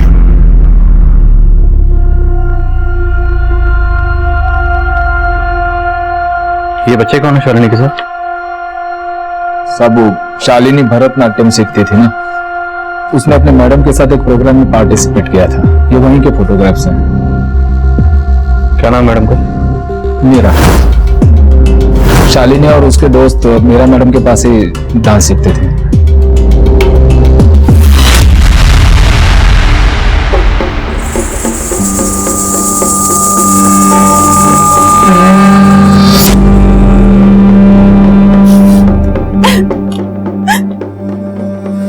दीदी, आप क्या हुआ? रो क्यों रही हो आप? कुछ नहीं, तू जा। और ये क्या टाइप कर रही हैं आप? मैं पापी हूँ, मुझे मेरे पाप से मुक्ति चाहिए। दीदी, आपने दवा ली है ना? मुझे दवा की नहीं, दुआओं की जरूरत है। दुआओं की जरूरत है? क्या बोले जा रही दीदी आप? मेरा बच्चा। कौन सा बच्चा? किसका बच्चा? मेरा बच्चा। मैं कम इन सर। कम इन। सर, ये शालिनी की पोस्टमार्टम रिपोर्ट। शालिनी की बॉडी पर सीरिंज के कई मार्क्स मिले हैं सर। उसकी बॉडी में एक नशीली दवा इंजेक्ट की गई जिसकी ओवरडोज की वजह से उसकी मौत हो गई। नशीली दवा? रेप के साइन? सर, स्ट्रगल के साइन तो नहीं मिले हैं, लेकिन शालिनी सेक्सुअली एक्टिव थी, तो हो सकता है उसको कोई बॉयफ्रेंड भी होगा। और उस कंडक्टर ने भी बोला था कि शालिनी एक लड़के के साथ बस में चढ़ी थी। तो शालिनी के साथ जो कुछ भी हुआ होगा तो उसी बस में हुआ होगा जिस बस से वो नासिक से पुणे आ रही थी। और यह भी हो सकता है कि किसी ने लूट के इरादे से शालिनी को वो नशीली दवा इंजेक्ट किया। शिंदे, याद है शालिनी के घर से हमें कुछ फोटोग्राफ मिले थे, ये देख। और गोगी भी किसी ब्रांड आदमी के लिए काम करता था। ये दोनों केसेस कॉमन है। लेकिन सर, मैं आगे सर काम सर, नासिक पुलिस का फोन आया था। हमने उन्हें सुनील की फोटो भेजी हुई थी। उन्होंने बताया कि कुछ दिन पहले उन्हें एक अज्ञात लाश मिली थी। उस लाश का चेहरा सुनील से मिलता है, ये देखिए सर। और उसका गला भी रेता गया था।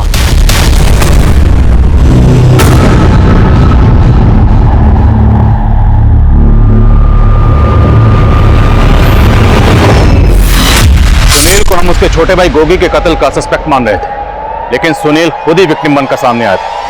और शालिनी का केस भी सुनील और गोगी के केस से जुड़ा हुआ नजर आ रहा है, क्योंकि शालिनी के कत्ल का ताल्लुक भी नासिक से ही था, लेकिन हमारे सस्पेक्ट पुणे में भी थे। एक तरफ जहां हम उस शख्स को ढूंढ रहे थे जो फेक आईडी से खरीदे गए उस नंबर का इस्तेमाल कर रहा था, वहीं हम ये भी जानने की कोशिश कर रहे थे कि क्या शालिनी के गहनों को कहीं बेचा गया था, ताकि वहां से हमें कातिल की कोई लीड मिल सके। लेकिन गोगी, सुनील और शालिनी के कत्ल के पीछे किसी का क्या मकसद था, इसका अंदाजा हम बिल्कुल नहीं लगा पा रहे। शालिनी मेरे पास भरतनाट्यम की क्लासेस लेने के लिए आती थी, और जब से उसकी मौत हुई मैंने क्लासेस लेना बंद कर दी। बंद कर दी? मतलब परमानेंटली नहीं सर। दीदी का कहने का मतलब है कि कुछ दिनों के लिए। वो क्या है ना सर कि जब से शालिनी की मौत हुई है तब से दीदी के सारे स्टूडेंट्स को काफी धक्का पहुंचा है।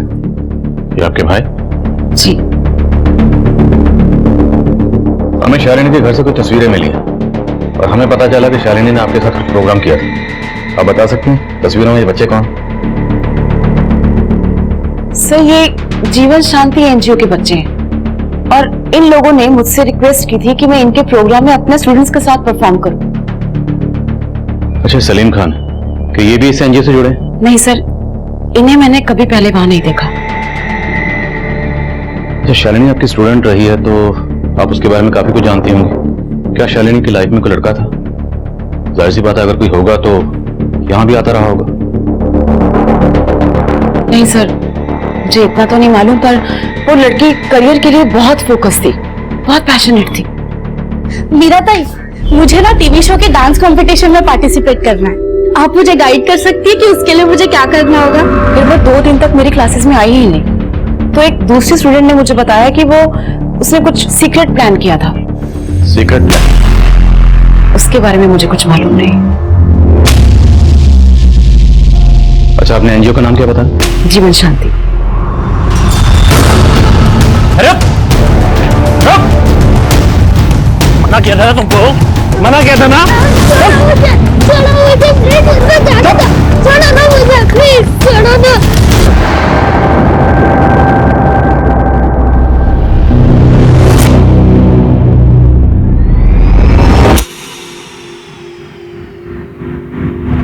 सर, ये गोगी जिस सलीम नाम के आदमी के यहाँ काम करता था, मैंने पता किया उस सलीम का उस जीवन शांति एनजीओ से कोई लेना देना नहीं है, और फिलहाल उस एनजीओ से भी ऐसी कोई इन्फॉर्मेशन नहीं मिली है जिसका कनेक्शन शालिनी के मर्डर से हो।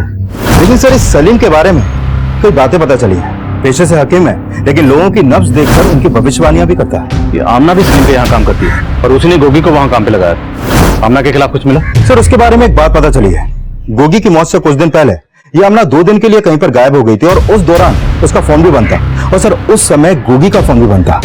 और अभी हमने नोटिस किया कि ये आमना अक्सर एक फोटो स्टूडियो के बाहर जाती है और वहां से लौट जाती है, लेकिन सर ये फोटो स्टूडियो काफी टाइम से बंद पड़ा है।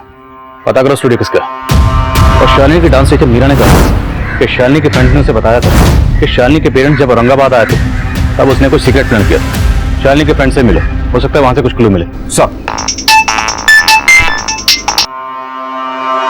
बोलो पाटिल। सर, कुछ दिन पहले पुणे के एक ज्वेलरी शॉप पर सोने के चेन, ब्रेसलेट, टॉप्स वगैरह बेचे गए थे। सर, मैंने दुकान के सीसीटीवी फुटेज चेक किए तो पता चला कि ये सारा सामान उसी ने बेचा था जिस कंडक्टर की बस में हमें शालिनी की लाश मिली थी। हाँ साहब, मेरी शालिनी के गहना है साहब।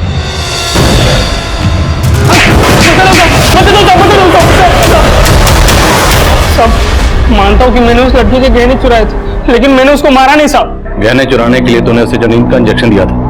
शालिनी की मौत उसी से हुई है ना? नहीं साहब, मैंने आपको बोला ना कि उसको एक लड़का बस में अकेले छोड़ के गया था, उसी ने कुछ किया होगा साहब। जब मैंने देखा तो लड़की मरी पड़ी थी। उसके गहने देख के मेरी नीयत खराब हो गई साहब। मैंने उसके गहनों के साथ पैसे भी चुराए थे, लेकिन मैंने उसको मारा नहीं साहब। जरूर उस लड़के ने मारा होगा उसको।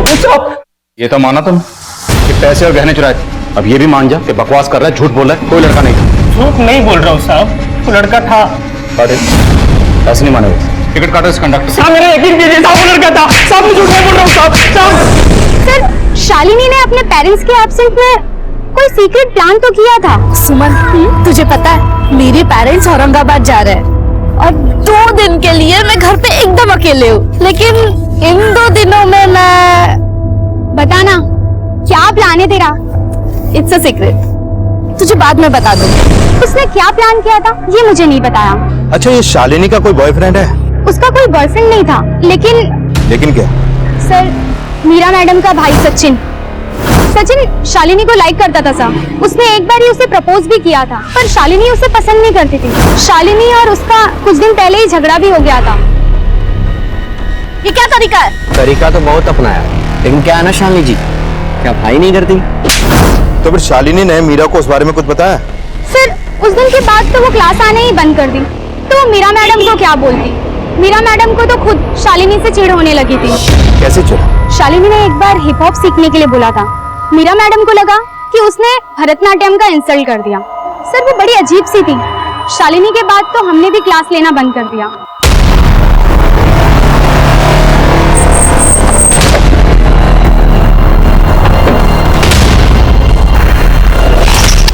बोलो पाटिल। सर, मीरा के घर पे लॉक लगा है, दोनों भाई बहन गायब हैं।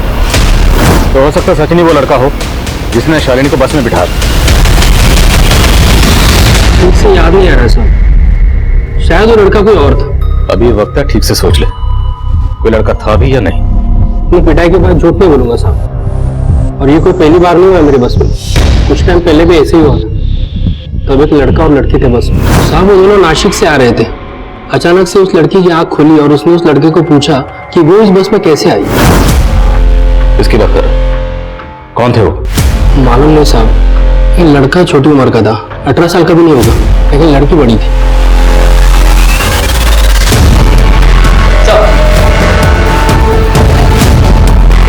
अब इन दोनों को ध्यान से देख, क्या यही दोनों थे? सब यही क्यों बोले?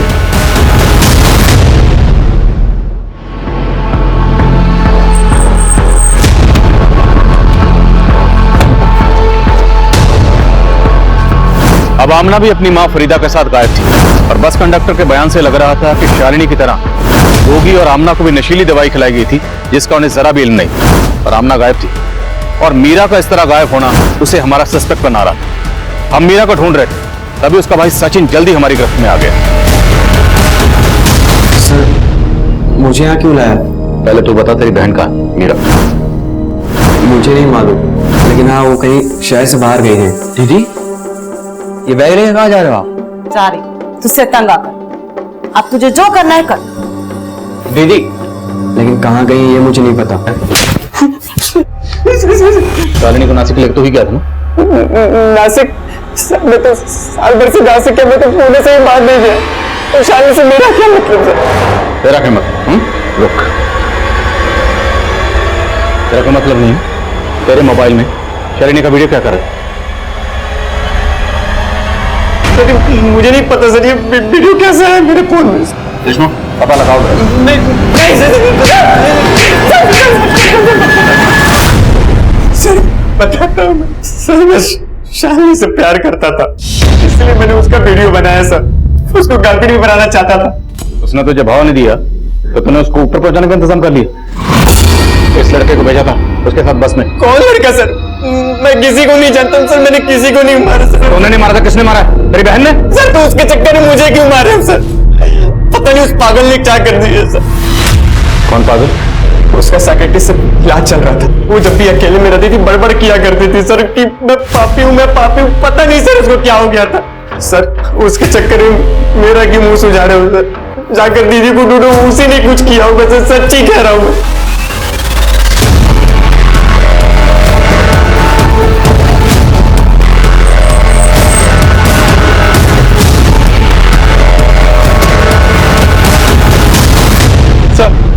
सर, मीरा का फोन अभी अभी मुंबई में ऑन हुआ था और उसने एक नंबर पे कॉल किया था। किसका नंबर? सर, मैं पता लगवा रहा हूँ। तुरंत मुंबई पुलिस को इन्फॉर्म करो और मीरा का नंबर ट्रेस करते रहना। सर, ये उस्मान है। ये आमना जिस फोटो स्टूडियो पे जाती थी, ये उसी स्टूडियो का मालिक है। मैंने इसके कॉल रिकॉर्ड भी चेक किया सर। सर, इसके फोन पर भी उसी फेक आईडी के नंबर से कॉल होती थी जो नंबर हमें सुनील, गोगी और आमना के कॉल रिकॉर्ड में मिला था। मतलब इस उस्मान का केस से ताल्लुक है और हो सकता है कि गोगी, आमना और शालिनी को बस में छोड़ने वाला ये उस्मान ही हो। नहीं साहब, वो लड़का ये नहीं है, वो कोई और ही था।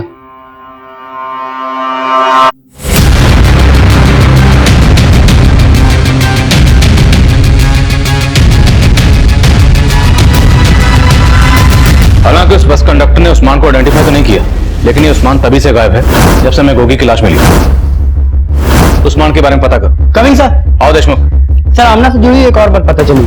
सर, उसके रिश्तेदारों ने बताया कि फरीदा आमना का निकाह सलीम से करवाना चाहती थी, लेकिन आमना इस निकाह के खिलाफ थी। हकीम साहब तो बड़ी पहुंची चीज निकले। आमना को गायब करवाने के पीछे कहीं हकीम साहब तो नहीं? शिंदे, हकीम साहब की नस फटो लो। सर, मैं कमिंग सर। आओ पाटिल। सर, मीरा ने मुंबई से जिस नंबर से कॉल किया था वो नंबर फेक आईडी से लिया गया था और उसके बाद उसने वो नंबर बंद कर लिया। साहब, किसने कहा कि मैं आमना से निकाह करना चाहता था? अरे वो तो एक नंबर की चोर थी, मेरी तिजोरी से सारा पैसा निकाल के भाग गई थी। अगर अगले 2 मिनट में आपने नहीं बताया कि आमना और फरीदा समय कहाँ है, तो मैं थाने ले जाकर बात करूंगा। मैं आपसे सोच रहा हूँ।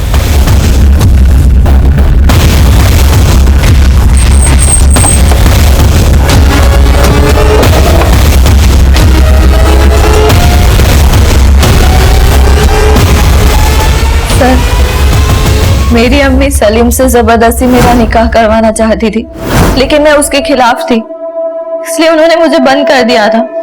मैं भागी नहीं थी। लेकिन उस्मान और मीरा तो भागे ना, उन दोनों से तुम्हारा क्या ताल्लुक है?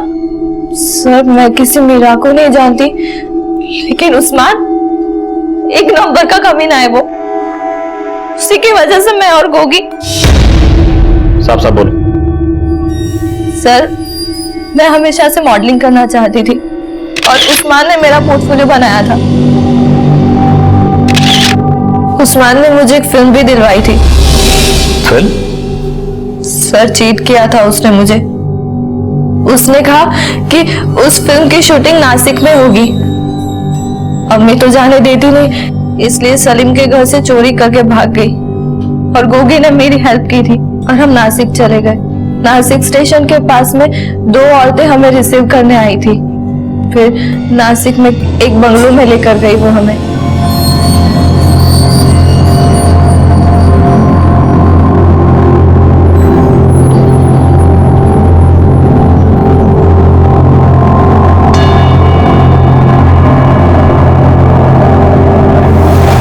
कोल्ड ड्रिंक पीने के बाद हमें क्या हुआ समझ ही नहीं आया, और जब आँख खुली तो मैं और गोगी बस में थे।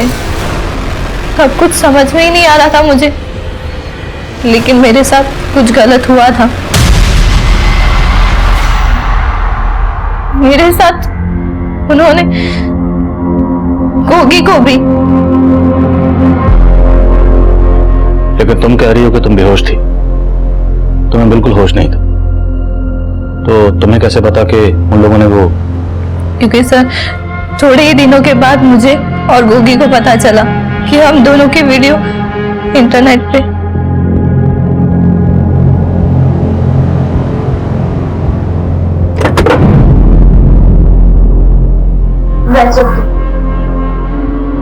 सुनील भैया को मालूम था कि गोगी 2 दिन मेरे साथ नासिक में था। वो पहले से ही नाराज थे और जब उन्हें वीडियो का पता चला तो उन्होंने मुझे तालाब पे मिलने के लिए बुलाया था। भैया इसमें आमना की कोई गलती नहीं है। आमना का नाम मत ले। फिर मैंने उन्हें उस्मान के बारे में बताया, लेकिन तब तक तो उस्मान अपना स्टूडियो बंद करके गायब था। फिर मैंने उन्हें बताया कि उस्मान ने हमें नासिक भेजा था। वो नासिक चले गए, फिर वापस ही नहीं आए।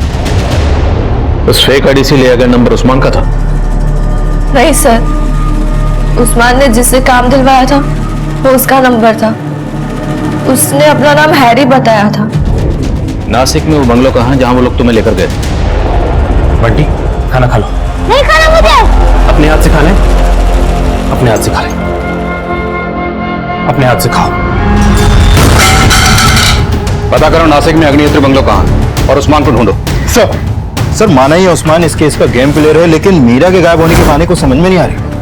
और शालिनी के मर्डर से उस्मान का क्या कनेक्शन हो सकता है? संजय, शालिनी और मीरा दोनों डांसर्स थे, तो हो सकता है उस्मान ने आमना की तरह शालिनी को भी फिल्म का झांसा दिया, या शायद मीरा को।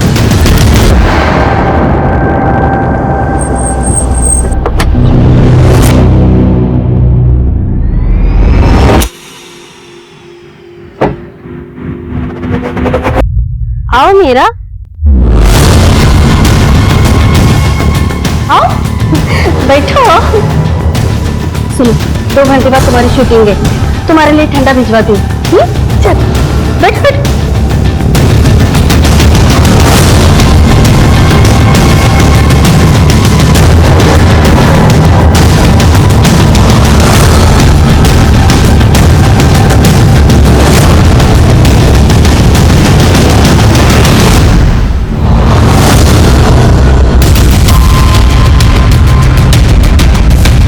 देखो समझा, इधर देखो, इस रूम में देखो।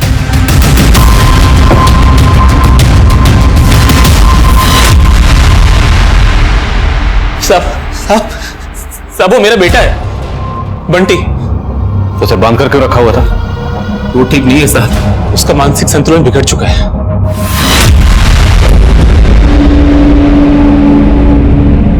कपड़े खोलो और चालू हो जाओ। हाँ साहब, कुछ टाइम पहले वो शकुनी फिल्म्स वाले ये लेके आए थे यहाँ पे। हमें कोई आइडिया नहीं था साहब कि वो लोग ये गंदी गंदी फिल्म्स बनाते हैं। जब वो लोग शूटिंग कर रहे थे तो मेरे बेटे बंटी ने उन्हें देख लिया था साहब। तब से उसका मानसिक संतुलन खराब हो गया साहब। शकुनी फिल्म्स के बारे में आप क्या जानते हैं?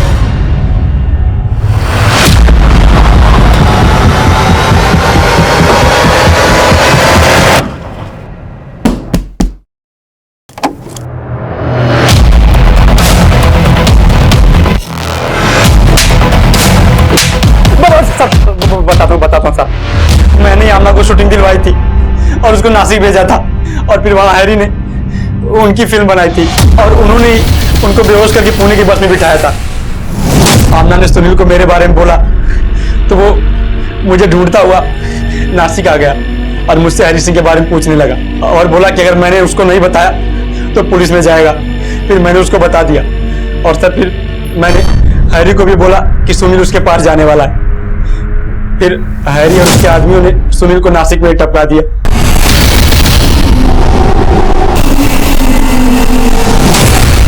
शालिनी को किसने मारा और मीरा कहाँ? सर हैरी ने शालिनी और मीरा के डांस प्रोग्राम के फोटोज देखे थे एक एनजीओ की साइट पे। आसमान, ये शालिनी और मीरा भरतनाट्यम कर दिया ना, तेरे पुणे की। एक काम कर, चाल फेंक। मुझे लगता है कि हीरोइन बनने का कीड़ा इनमें भी होगा, कमीशन बहुत अच्छा मिलेगा। और उसके कहने पे ही मैंने शालिनी और मीरा को अलग अलग ऑफर दिया। मैंने उनको बोला कि एक बॉलीवुड की नई प्रोडक्शन कंपनी है जो उनको लॉन्च करना चाहती है। शालिनी ने पहले हाँ कर दी थी, इसलिए मैंने उसको नासिक के दूसरे बंगलों पे भेज दिया। उन लोगों ने उसे बेहोशी का इंजेक्शन देकर उसे नासिक से पुणे वाली बस पे बिठा दिया था। फिर उसके बाद पता चला कि वो बस में ही मर गई थी, लेकिन मीरा को पता नहीं था कि मैंने शालिनी को झांसा दिया था, इसलिए मैंने उसको। बोल, मीरा को कहाँ भेजा? बोल। आज उनकी मड में शूटिंग चल रही है।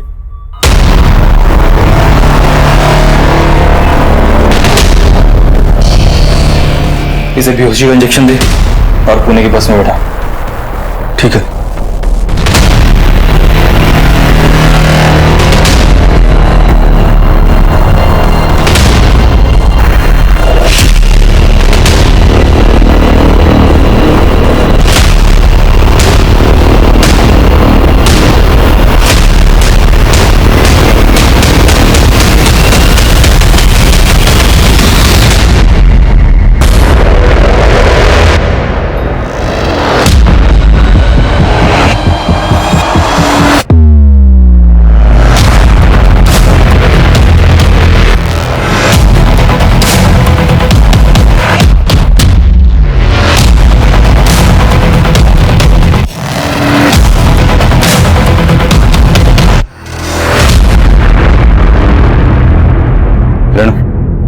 गाड़ी में बैठा।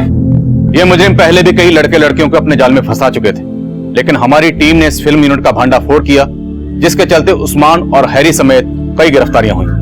लेकिन आमना, शालिनी और मीरा खुद अपनी लापरवाही से उन मुजरिमों की साजिश का शिकार हुए। उनके लुभावने ऑफर में एक जुर्म की दस्तक थी, जिसे ना सिर्फ इन्होंने नजरअंदाज किया, बल्कि बिना सोचे समझे, बिना इन लोगों के बारे में कोई पड़ताल किए, ये एक के बाद एक इनके जाल में फंसते चले गए। और आमना की भूल का खामियाजा गोगी को भी भुगतना पड़ा। वहीं सुनील ने खुद जोखिम मोल लिया और अपनी जान गंवा बैठा। अब मैं आदिल खान आपसे इजाजत लेता हूं। आपसे फिर मुलाकात होगी एक और नए केस के साथ। तब तक देखते रहिए क्राइम पेट्रोल 10 तक। मकसद बताना नहीं, बचाना है।